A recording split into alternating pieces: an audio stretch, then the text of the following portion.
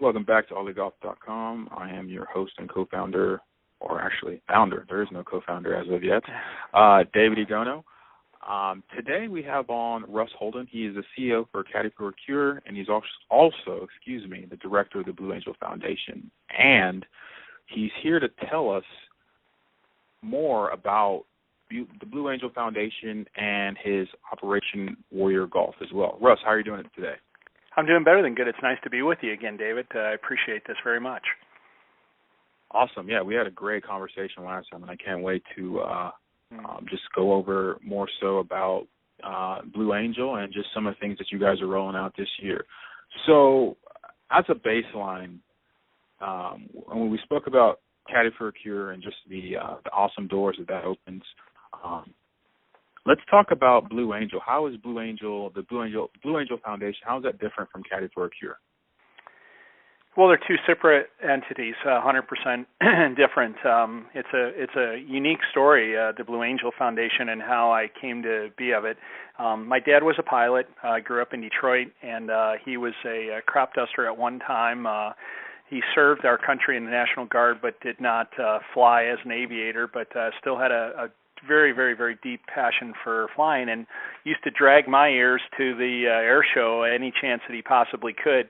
And ironically, the very guy that one of the guys that I watched as a youth back in Detroit fly a Blue Angels jet overhead now serves as the president, and I work arm in arm with him of the Blue Angels Foundation. It's kind of a real weird story. He doesn't like to talk about it because that makes him so much older than me. But anyways, it was really a unique opportunity that I had to meet the Blue Angels. It was in 2005, and I was still caddying on the PGA Tour for Bernhard Langer. And we had gone to Charlotte, and down here in Fort Lauderdale, which is where I reside, we have our annual Air and Sea Show, which accumulates about 4 million people. It's kind of the weekend of the year, and the armed forces bring in virtually, every jet that they have available to them, and they alternate every year, 1 year Blue Angels and 1 year United States Air Force Thunderbirds. And I was really bummed because Bernhard had decided he was going to play Charlotte, and that was the same week of the Air and Sea Show, and I was going to miss it. And we went up to Charlotte. We're sitting there on Wednesday morning waiting to go out and play. Bernhard came out of the locker room, and his arm was all bandaged up, and somehow he had torn a ligament, minor ligament in his left wrist, and was going to be laid up 6 weeks. So we were wheels up in about an hour and a half and flying home, and there it was, and I realized that, I was going to be here for the Air and Sea Show. And on Fridays, not too many people know, but they do the exact same show on Friday as they do on Saturday and Sunday. From A to Z, they run through the whole thing, a dry rehearsal, if you will. And my wife and I went down to the beach and watched the show, and we were driving down A1A, and I was literally almost in tears, and my wife said, why don't you pull in one of these hotels and see if they have any rooms? And, these rooms, you have to understand, they're sold out a year in advance. I mean, everybody and their brother wants to come to this air show, and there's no chance. So my wife was poking me, and she said, here, go in, pull in that one right there. And I said, okay, humor me. I'm going to pull in there. And I walk up to the counter, and I asked the guy, behind the counter, I said, do you have any rooms available by chance? Guy goes, oh, you're in luck. We just had a cancellation. And I'm like, okay, yeah, what are the rooms? Like $8,000 a night or something stupid like that. And he goes, no, it's $82, and we've got a beautiful room overlooking the ocean, and the cheers if you want it. I couldn't get my credit card out fast enough, and I took it. And while he was ringing me up and checking me in, I turned around and looked, and the entire team was all sitting there in the lobby in their blue uniforms. And I walked out to the car. My wife said, well, and I said, well, number one, we have a room. Number two, I'm pretty sure this is the team hotel for the Blue Angels. And that became really started a personal love affair that I have with the team. I met several of the guys there in the lobby, asked them if they liked to play golf. They all did, and we immediately hit it off. And it was several years later that I got a call from an admiral who is a former lead commander of the Blue Angels. He was also the commanding officer of the USS Kennedy with an extremely high decorated military career as a Navy aviator. And he called me up knowing that I had such a vast experience in golf, being a 25-year PGA of America golf professional, and asked me if I would be willing to step in and help out with the foundation and their annual invitational. We're now entering into our 5th year, the Invitational, and we support an incredibly great charity out in San Diego called the Warrior Foundation / the Freedom Station. Freedom Station is a respite of apartment complex, which is a respite for severely injured military men and women that are cleared by their doctor. Their physical injuries are good enough for them to enter back into society, but they're not ready to enter back into society yet. They're not ready mentally, they're not ready emotionally, and in some cases physically. And what this is, it just allows them to have a place to go and a place to live and slowly work themselves back into a job, into living with family, living with home. So we've been able to raise almost $1 million now for that charity, and we've been able to endow them through our invitational and through other various donations and whatnot that we achieve. And it's been really a great thrill to not only work with the current team as they change every 2 years, but to be able to work with all the former Blue Angels. I mean, this is the elite of the United States Navy, and they have a 65-year glorious career. It's a very small, intimate club to be a part of it, and the formers are all deeply aware of their history, and it's really just been a really cool ride and a really cool experience. Wow. And I have to say this not out of obligation or I don't know. I mean, I feel like some people say that because they feel like they're supposed to say it, but they don't really mean it. I just want to thank you and just your generosity in serving a need that I feel we take for granted as Americans. No matter if it's an air show or just veterans, I feel like we very much we know that it's a real issue and that they need our support and they need funds to be raised, but we always say, oh, somebody else will do that. Somebody who has money will do that. And I just want to thank you for doing that. I mean, I have to say that before I get into anything else. And I hope that when people listen to your story and how, whether it's Caddy for a Cure or, you know, Blue Angel Foundation and the Warrior Golf Foundation, I mean, it's seeing a need and filling it. I mean, I think that I mean, you tell me, that is enough power and energy and momentum to do wondrous things. Well, I think we talked about it a little bit last time. Thank you very much for that. That's very kind. But you know, I think the only difference is that we see a need and we try to do whatever we can to act on it. I wish I could say that every time I get approached by a cause or a need that I feel is very worthy, that I act on it, because I don't. You have to kind of pick and choose what you do. But we have, in fact, picked and chosen, you know, the various causes that we want to include ourselves with, and it's been very good. You know, I had a really great friend. He was my second father. He was my mentor, and many of your listeners, in fact, including yourself, have heard of him.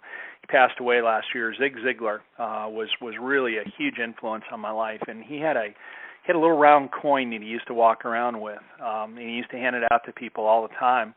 And it just said to it, the number 2 and it, and it was round.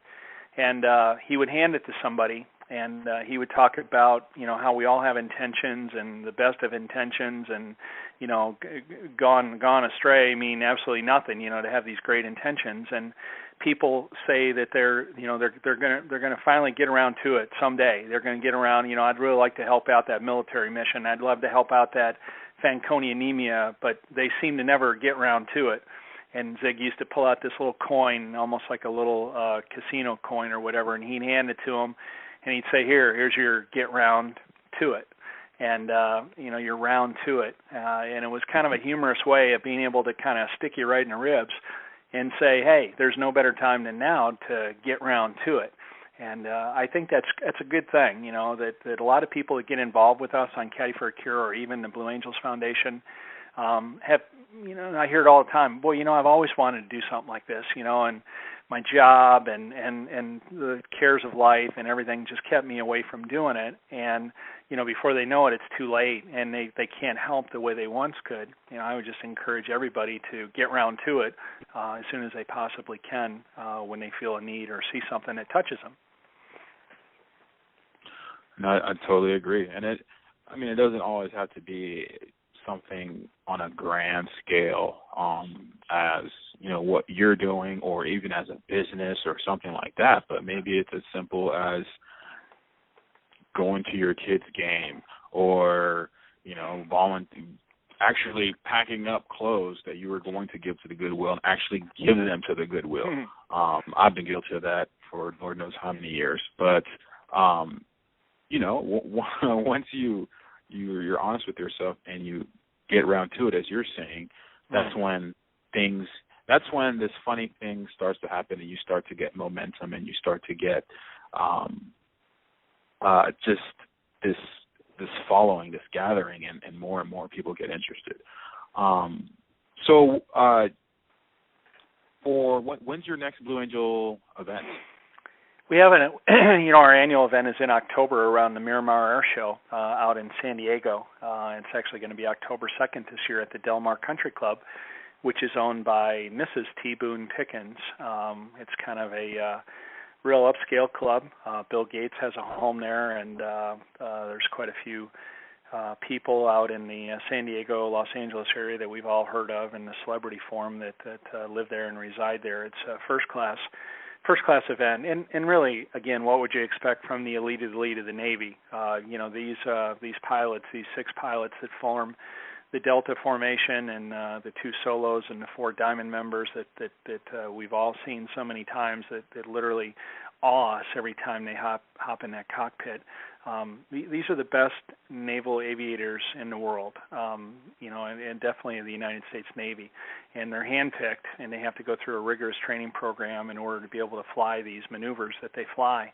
And it's the number one recruiting tool of the Navy, without a doubt. The millions and millions and millions of people that watch every year the Blue Angels fly in various cities around the country and even around the world. People go back and they do their entry level questionnaires, and the thing that got most people was when they were young, they went to an air show and they saw the Blue Angels fly, and they said that they wanted to be a Navy member. So without a doubt, the number one recruiting tool, and it's really just such an honor to be a board member on the foundation as well as the tournament director for them, and be able to help them execute, their charitable mission post their service. So when they serve their 2 years as a Blue Angel, there's something for them to fall back on into this unique community, this tight-knit community of the Blue Angels formers now, and have their charitable mission help them sustain those goals that they have of being able to help and assist. Awesome. Now, what about for Operation Warrior Golf? What's the game plan, or some of the things that you guys are rolling out here in the near future? Well, I'm really excited about that. This is right on our spearhead right now, and we're really ratcheting this down and getting this program up and going. Hopefully, in the next couple of weeks from today, we should be up and running. But when I was coaching on the PGA Tour, Bernhard Langer, for many, many years, we used a software program called V1, Victor One.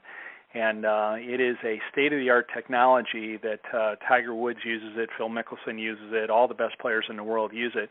It's a teaching program that really allows me to be able to receive videos from anybody anywhere in the world using a smartphone. You can use Android or iPhone platforms, and it's actually a free app in the Android. It's just a couple dollars in the iPhone store or Mac store, whatever you want to call it, Apple store. But David, it allows you to be able to be on a range in Boise, Idaho, or Las Vegas, or Boston, Massachusetts, or wherever you're stationed, wherever your home is.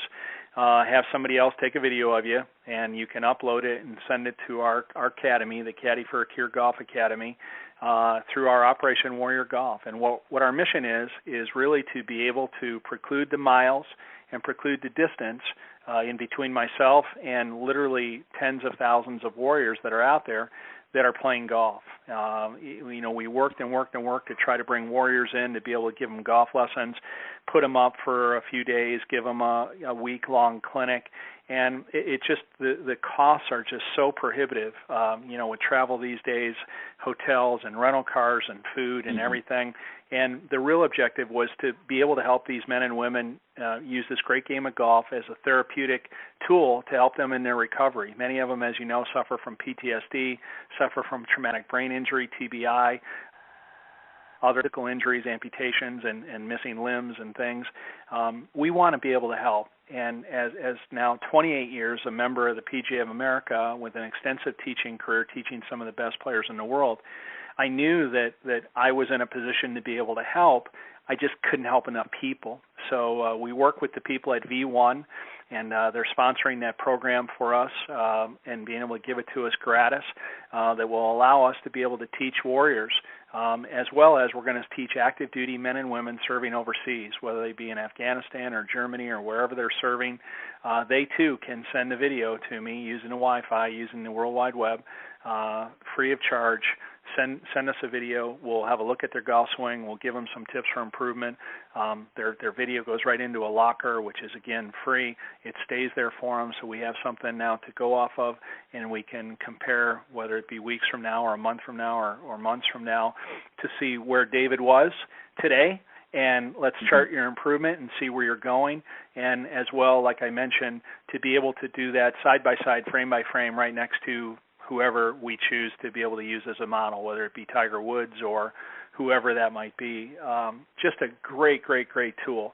And we're hoping that this will bring a lot of hope, a lot of new golfers to the world of golf that otherwise would not have been able to do it because of the miles, because of the distance, because of the cost in being able to undertake something like that. Operation Warrior Golf, and you'll be able to find it on our website here in just a few days, and we'll be up and running. That's awesome. Now, my first thought was like, wow, like how are you guys going to get the word out? Is it going to be at Caddy for Cure sponsored tournaments? Is it going to be at the event in October with the Blue Angel Foundation? I'm sure there's many layers to it, but that's awesome. Yeah, there's a bunch of Warrior initiatives that are out there. There's some great ones. There's some really awesome ones that we have deep ties to. We work with Birdies for the Brave, which is the military outreach of the PGA Tour, started by Phil and Amy Mickelson in 2005. And underneath Birdies for the Brave, there's 8 Homefront groups, which are awesome. We have the Green Beret Foundation, we have the Navy SEAL Foundation, we have Operation Homefront, we have the Military Warrior Support Foundation, we have David Farady's Tee It Up for the Troops. We have Operation READ, which is designed to help children of military veterans be able to have educational outlets and reading programs, and really some awesome military-related foundations and charities that have tens of thousands of people. Once we get this thing all set and finalized and ready to go, which, like I mentioned previously several times, we're right on the cusp of having it done, getting the word out is going to be not necessarily easy, but relatively easy for us to get the word out and have people start to be able to send us their golf lessons. I've been practicing now with about 50 of our former warriors that have participated in our program, and we consider friends, and we know that they're good golfers. So I've been just working through all the kinks and all the bubbles that we have to go through in order to be able to have this thing sort of bad and nationwide, if you will. But we're really looking forward to rolling it out and hitting the press, hitting the golf wires with this in the next couple of weeks, and hopefully our cup will run over with many golf swings coming in to have a look at. That's awesome. Now, to go back to just the initial, I'll say, idea of setting up a charity or a charitable organization,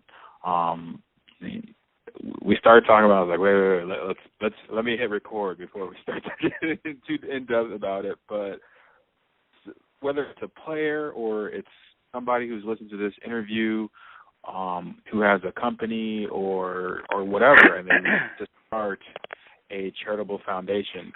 And just for the record, I don't want to make this a disclaimer of any sort, but if you want to do anything and you especially want to do it well, you have to do your research on your own. You can't just hear something that I say or that Russ says or that anybody says and take it as a gospel and go into it blind. This is not meant to be by any way, any shape or form conclusive, but I figured, why not ask somebody who's done it at least a couple times over right now with overwhelming success? how to start a charity. So let's go back to that filling a need. I know you touched on it, but how do you validate that? How do you and feel free to use the Blue Angel Foundation or even the Operation Warrior Golf and Caddy for a Cure as reference point, but from inception of like, wow, I really want to help fill this need, to actually, the next step of like, okay, how do I make this idea help other people? Well, there's so much to it. Number one, get ready for a beating. It's a very difficult thing in this day and age that we live in, and there's so many valid warriors that are out there, whether it be for the Leukemia Society or ALS or the Susan Komen charity. There's so many charities. I don't even know. There's tens of thousands of great charities that are out there. And I think you hit the nail right on the head. The first thing is you have to define a need that really gets your juices flowing, not necessarily someone else's, because you're going to have to really make a huge commitment and a huge leap of faith to really get something off the ground. We see a lot of charities come and go because they get in it and it sounds like a great idea, and then they just don't realize the stick-to-itiveness and the commitment that one has to make in order to be able to really get one off the ground and then continue to keep it alive. To keep anything alive, it costs money, and you have to have people that share the same passion that you do, and you're going to find very few of those people that are out there. You're going to have to find people that are so touched by your need that you've identified that they're going to be willing to hit their pocketbooks and be able to help out, whether it be corporately or personally or whatever. But once you've identified the need, I think you need to go ahead and write a mission statement of what your mission is to try to assist with that need. And then you'll need to definitely go to the IRS, and you'll need to fill out your not-for-profit paperwork with them to get your tax exemption, which is critically important for you to really to be anything, substantial. That's sort of the barometer to define whether you're a real deal and whether you're not a real deal. And like you said earlier, it's a disclaimer not to say that every charity is straightforward or anything like that. But assuming that we're all on the same page here with good going forward, it's definitely something that you have to have. And then you probably would be best to try to go find a few people that would serve as board members that would be willing to join you in your mission to do whatever it is that you want to be able to do.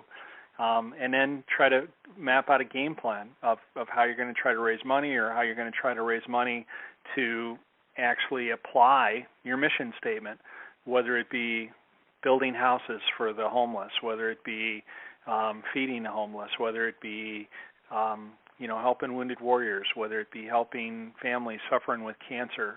There's just a plethora of things that are out there. Rescue animals are real big these days and very close to my heart. I mean, we've rescued all of our animals here, and I know a bunch of friends that are very passionate about rescuing stray animals that are out on the street and not seeing them be murdered and be killed. You got to find something that really gets your juices flowing. That you wake up every day and you say, that bugs me. That's something I'm really convicted about. It's in my heart, and that's what I want to do. And by hook or by crook, I want to find a way to be able to do it. Whether it's starting my own foundation or whether it's getting involved in another foundation, you don't always have to start your own foundation to be involved. There's a good chance that there's somebody else out there that's already doing something to the same effect of what your passion is and what your mission is. You might be wise to, instead of trying to reinvent the wheel and start your own thing, to look around and see if anybody else is already doing it. And if so, have a talk with those people that, you might be better off to get involved with something that's already up and running, because it's a pain in the neck to get something off the ground right from scratch. It's extremely difficult. You better really have a lot of ducks in a row and a lot of commitment to be able to get something off the ground and start. It's not to say you shouldn't or don't. I don't mean to say that, but look at other things that are out there to see if it's already being done. If not, run with it. That's awesome. And, I let you keep going and just going step by step. I'm going to ask you more specific questions shortly. But, you were just walking through, like, the process at a very high level. I'm like, man, like, it's almost like you're taking on another career or another, I don't want to say business, but it's an endeavor that you have to believe in.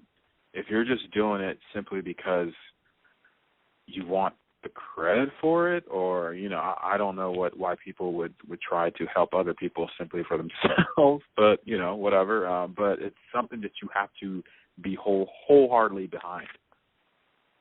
Absolutely. That's I couldn't say it any better. You have to be all in. And if you're not all in, and we've had people come through the years, and we've been doing this for 12 years, and we've had great people, always great people, part of our cause, and we've had people that have stepped in and maybe had different ideas about what it was going to provide them and what it was going to be able to do for them personally. And the toughest part is when you ask somebody else to help you out, because in most cases they have a job and they have a life and they have a family in many cases, and possibly kids and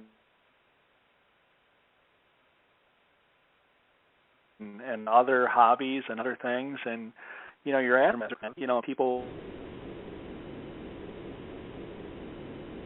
will often commit to you and say, "Yeah, I love that. That's a great idea. And you need them for 3 hours. You need them, on such and such a date." They've got conflicting things, and it seems like they always have something that's conflicting, and they just kind of go by the wayside, and that's well, I mean, it's an old adage in life. 20% of the people do 80% of the work, and that seems to be the way it is in the not-for-profit world, hands down. If we have 20 people that are on our board, 4 of them are the real go-getters. They're the ones that really go out and get it, and they're there at every meeting, and they're there no matter what. They're there for you, and you can count on them. And the other people are great people. They mean well. They love what you're doing. They're 100% behind you.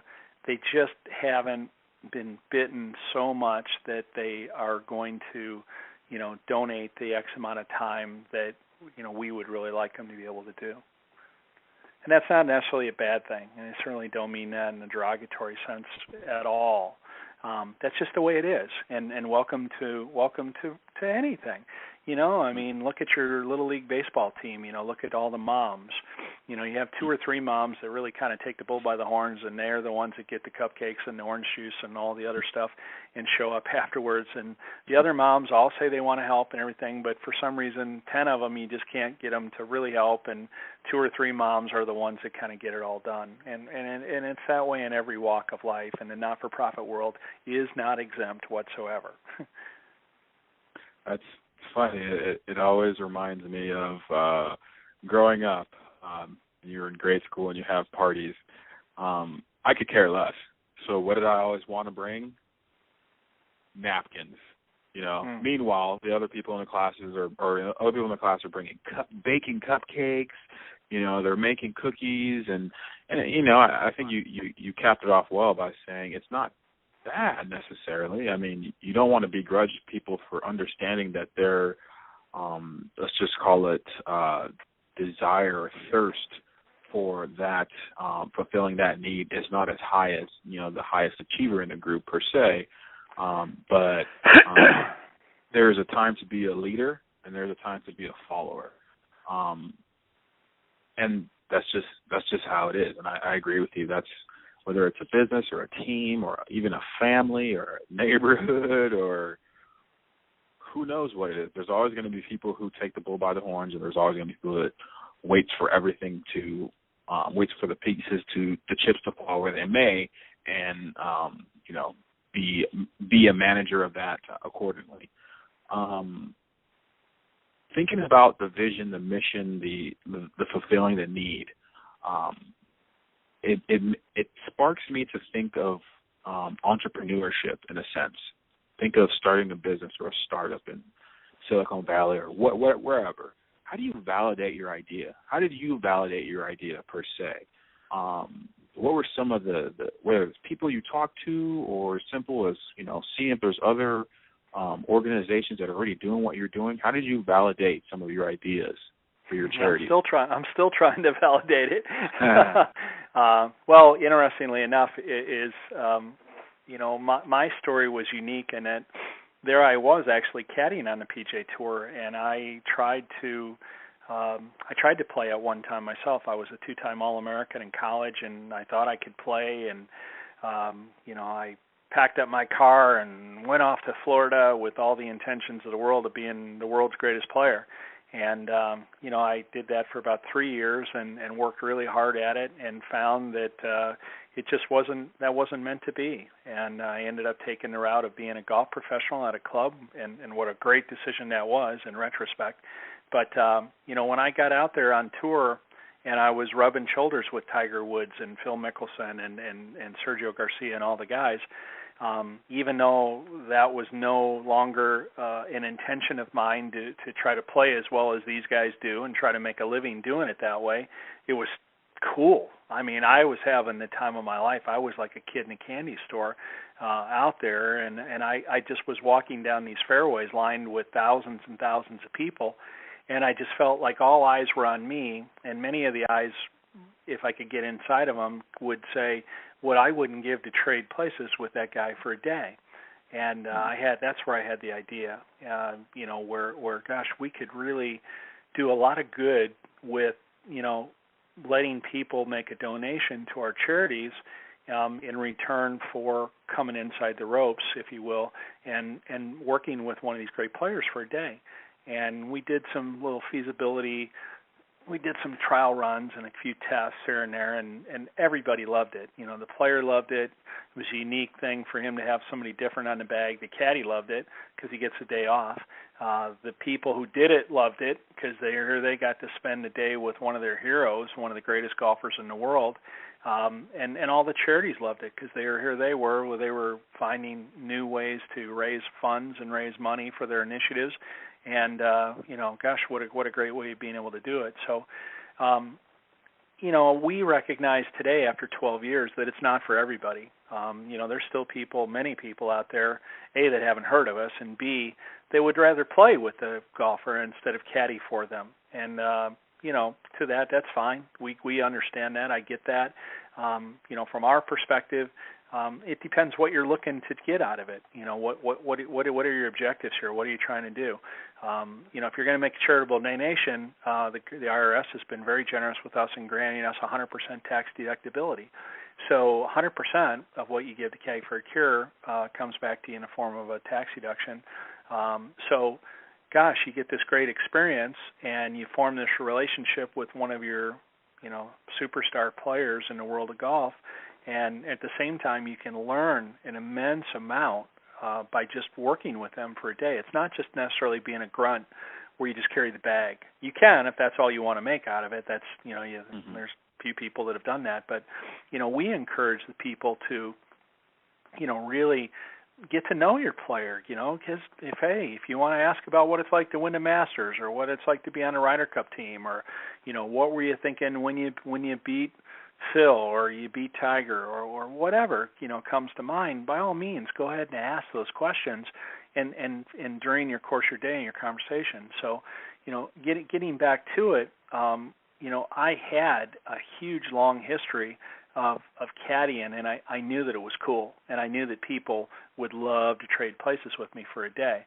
So, in essence, I'd been doing a feasibility study for 15 years before I started, the Caddy for a Cure initiative. Yeah, and I think that's awesome, and I think the best way of even just putting a bow on that, that perspective is that if you really love what you're doing, you're probably already doing it already, and you probably have some sort of idea as far as how to connect those two dots. And that's no judgment if you don't know or, you know, you have no clue, but, you know, you're doing a case study for, you know, over a decade, and you know it's a cool thing, and you know how to meet the need. And I think that's it really does go back to why you're doing it. There's no point in going on a diet, if you will, simply because you want to be on a diet. You're going to be miserable. I don't care what diet you go on. If you're going on a diet because you want to look good for your vacation and, you know, to the Caribbean or whatever, that'll give you fuel and it'll give you motivation. To just go on a diet per se just because is licensed to hate your life while you're on the diet. And I can only imagine in a bigger sense when you're trying to actually make a difference, make an impact, there has to be a motivation that is well past actually doing it. Yeah, I agree. You know, like I said, you have to find a need, and I guess we could add an asterisk to that, a need and at the same time a passion of yours. You know, we talked about rescued animals. You know, some people, you know, it may pull their heartstrings a little bit, and, you know, they may feel bad about it, but it doesn't bother them enough to want to get involved. And that's fine. It's really fine. No problem. You know, our initiatives that we help, wounded warriors, people, you know, families with Fanconi anemia, other various things that are players' charities and things like that on the tour, you know, people look at it and they say, oh, that's cool. But it's not enough for them to say, I feel so passionate about what they're doing, I want to give $5 or $10 or $500 or $5,000 or whatever that is, or my time. And I think that is really critical with regards to starting your own charity. You know, this obviously not only have to identify a need.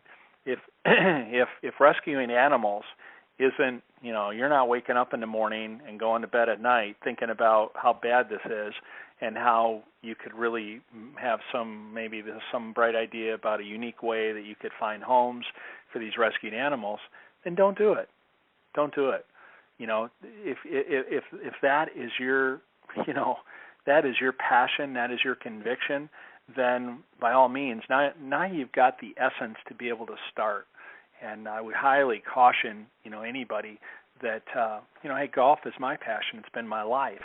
And it's, you know, for me to get involved and do a charity with regards to golf, that's a no-brainer.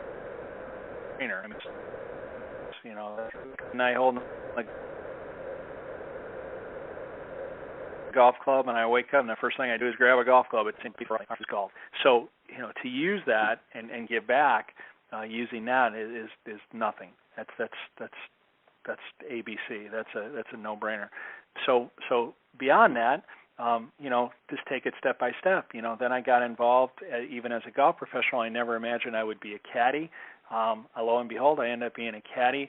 I see the servant heart of a caddy. It fits my servant heart, and it fits our world mission or our world view of being able to assist other people that we identify needs that really strike us. Our patriotic hearts say that, you know, nobody likes a war, but you certainly have to support the warrior, and that's what we're all about, is supporting that warrior that's heard the call and gone and put themselves in harm's way and come back hurt. We want to assist those people. We respect those people immensely. So golf, caddying, and missions that really drive our juices and really get our passions flowing. There you go. We've got our mission. We've got our thing of what we want to do.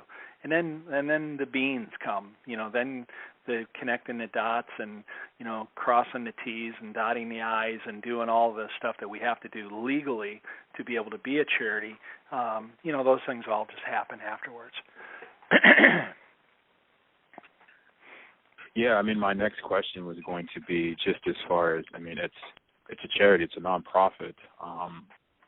So, you know, whether it's the business plan or fundraising, there has to be an impetus for there to actually even have the charity. There has to be a framework going into setting that up. So I guess I'll actually even add on to that as far as the, you know, you mentioned earlier appointing like an advisory board.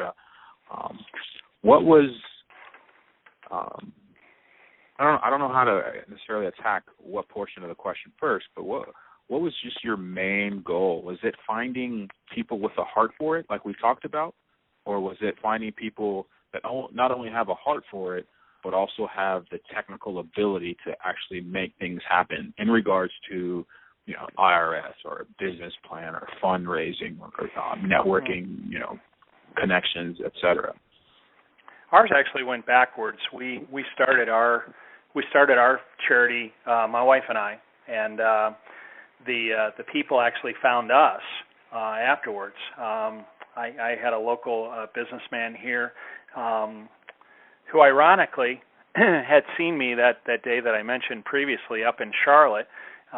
He went to the same coffee shop that I went to and frequented here in my hometown, and we knew each other only by sight. I saw the guy, for years and years and years. He's always in there having coffee, and we would even occasionally make eye contact and nod. I had no idea who he was or anything, and he was up in that Charlotte event, and he was up there, and he saw me, and I came home, and he saw me in the coffee shop, and he walks up to me and says, are you caddying for Bernhard Langer?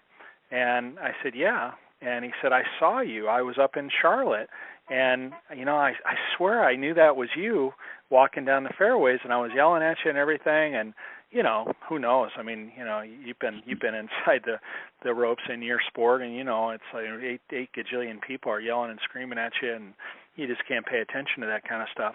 And lo and behold, so we sat down and we made an appointment for lunch and kind of got to know each other and everything. And he said, I love what you're doing here with Caddy for a Cure, and I want to be able to help.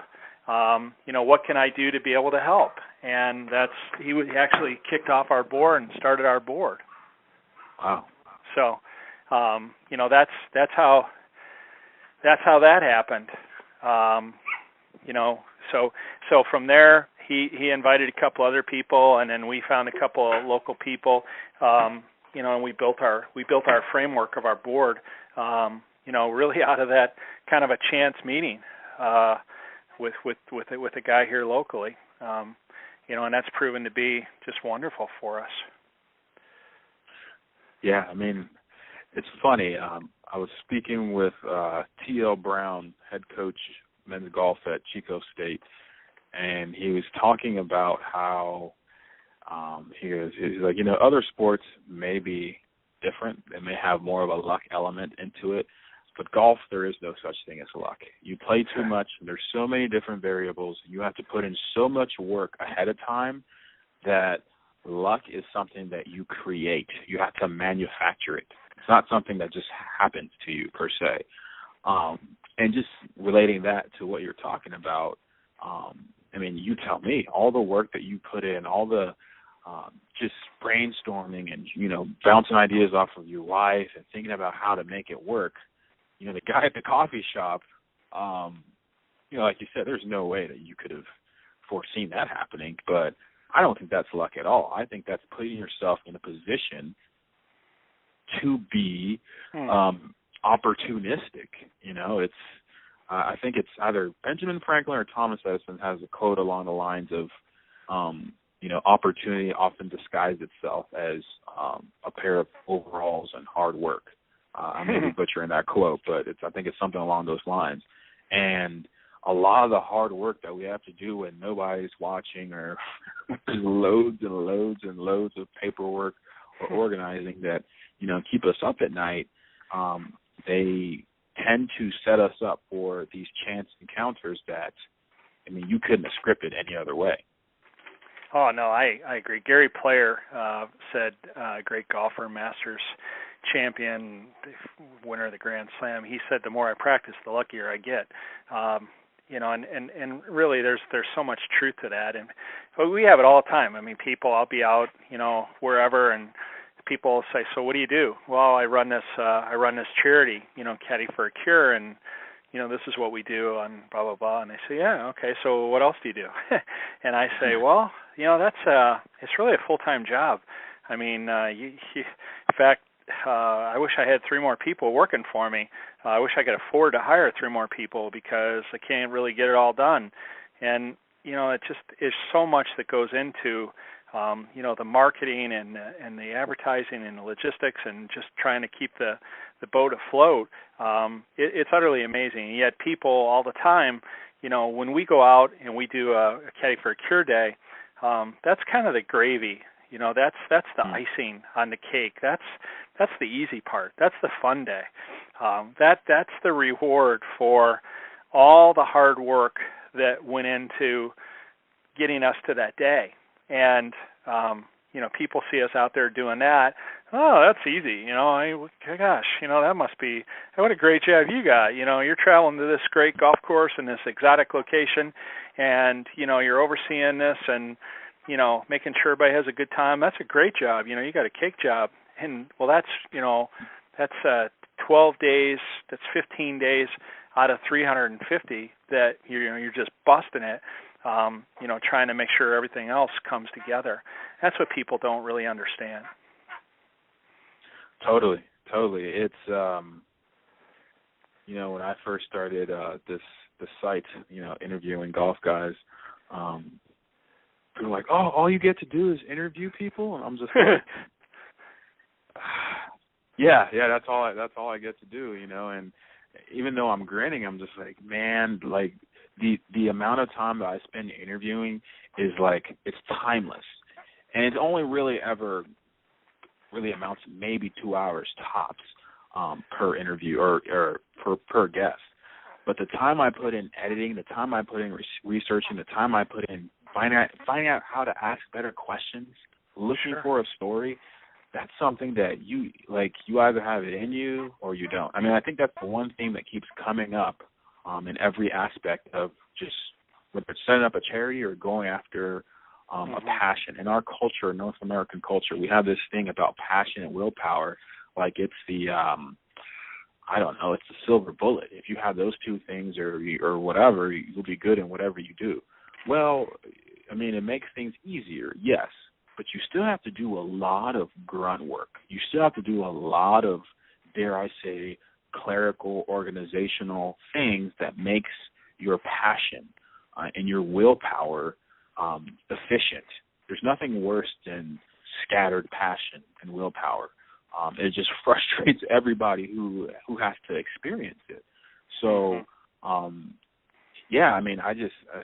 feel like I'm about to go on a tangent, but I totally can relate to just how you constantly are in it as far as the business or the organization, so you can see how much needs to be done and how it's really not cake.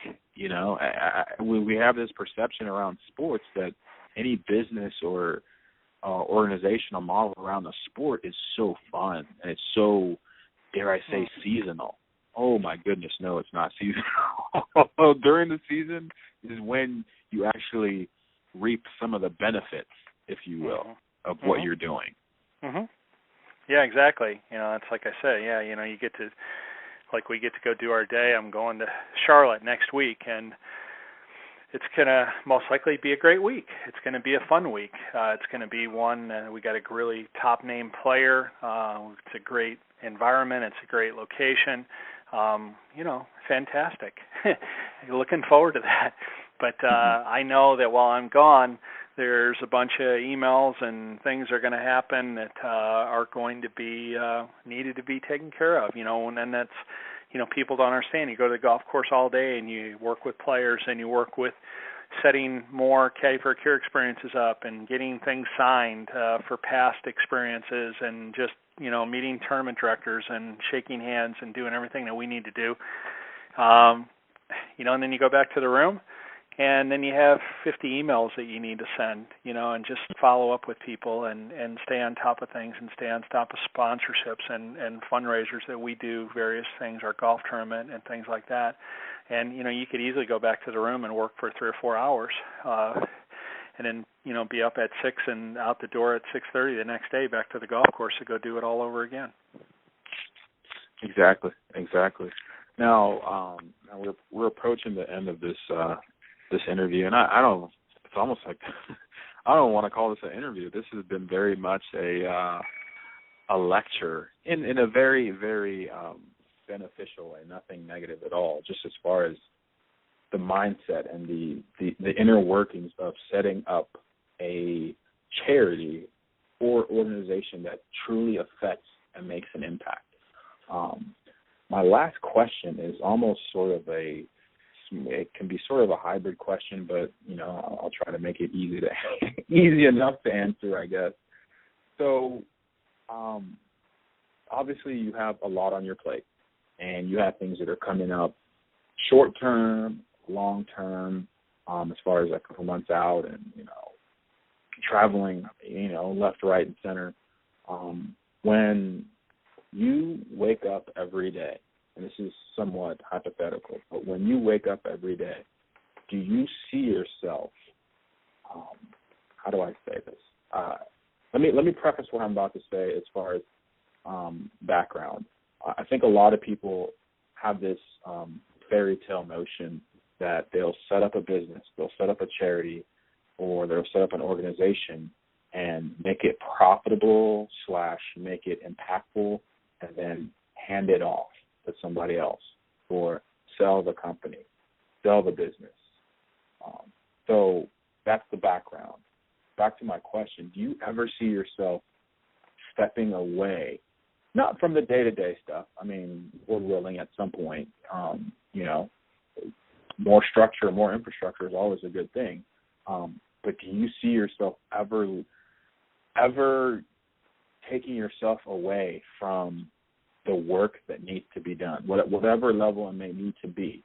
Do you ever see yourself selling, if you will, quote unquote, what you're doing? I don't really ever see it. I do see at some time it coming to an end. I don't think that any of my children. I do have one son who's a golf professional, but I think he has bigger aspirations with his golf career than necessarily managing Caddy for a Cure. I do see a trend even now. You know, I see a bunch of new young players coming out, and you know, a lot of the guys that I've, you know, worked with and been friends with for a long time are starting to just age and get older. So, you know, I'm not sure how much longer Caddy for a Cure will continue to go on. It's not really sellable. You know, it's really my relationships and really my hard work out there doing what it is that you know, I've been able to do. I can't tell you how many times I've waited for hours for a player to get done, to wait for just the right time. You know, the real secret has been being on tour, knowing when it's right and appropriate to approach a player and when it isn't. And it's almost something that you can't teach. It's just you either kind of know it or you don't know it. You know, I could work with you for days and months and years, and you still might not completely understand where that player is coming from if you hadn't been in there. You know, you being a football player, I mean, you know when a guy is approachable, you know, when it's cool to try to ask him a important question or ask him for a commitment for something, and when it's not, and it's just something that you couldn't get away with. So I don't know. You know, we tell people all the time that by the IRS standards, we're not a faith-based organization, but I will tell you that we're based on faith. And this has been a leap of faith for 12 years now, and we'll continue to keep going until the Lord see fit that it's not something that He wants us doing anymore. And then when that comes, we'll find what's next. And but for the time being, we're going to continue to caddy for a cure. That's awesome. And honestly, I think the great thing about what you just said is that there's a realization that there is an end.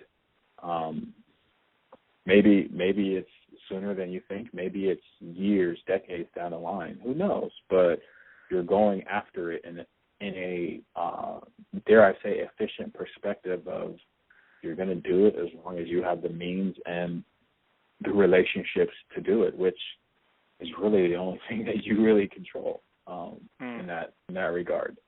So, I mean, I totally understand that, and I totally get that. Again, Russ, I just, you know, the more I talk with you and the more I think about the bigger picture. I mean, we always hear, think about the big picture. But the bigger picture is not what, I feel like, going back to 1963 or whenever it was when JFK made that speech, the bigger picture is what you can do for other people. Whether that is through your faith or through your means or through your game, I guess, your abilities as an athlete or as a businessman or whatever, when you're affecting and helping other people, that's a completely different ballgame. And what you keep saying actually, is that your heart has to be in it. And I can't really think of a better, and I'm saying this again, not to grandstand or anything like that. I can't think of a better person to interview about this topic. And this topic isn't just about, or this conversation, mind you, it's not just about, I want to set up a charitable organization. The main points of what we talked about, you should use to set up any group of people to do anything, for profit or for not, or for things in your neighborhood or things for your PTA or not. You have to understand the dynamics that are in your playing field or in your market to actually foresee and impact success. So, Russ, I truly want to thank you for coming on to the show again and just sharing your knowledge and your perspective that is truly timeless. Well, thank you. Thank you for having me. I do a lot of interviews. We've been really fortunate that we're a great Tuesday, Wednesday, warm and fuzzy story, if you will, in golf, especially on weeks when Tiger or some big names aren't playing.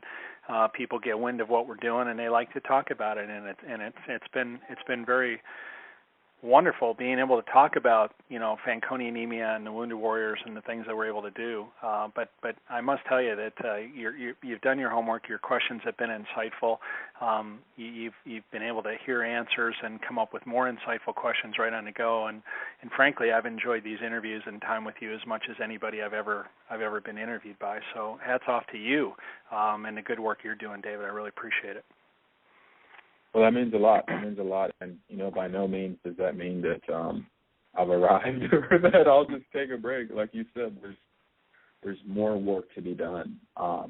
So on that note, Russ, thank you again for coming on to the show. We'll have to have you on again, I guess, in October or maybe well before October. Sure. I'll definitely give out updates about Operation Warrior Golf as well. But I just want to thank you for being a part of the show today. Thank you very much. Thanks for having me, David. I look forward to next time.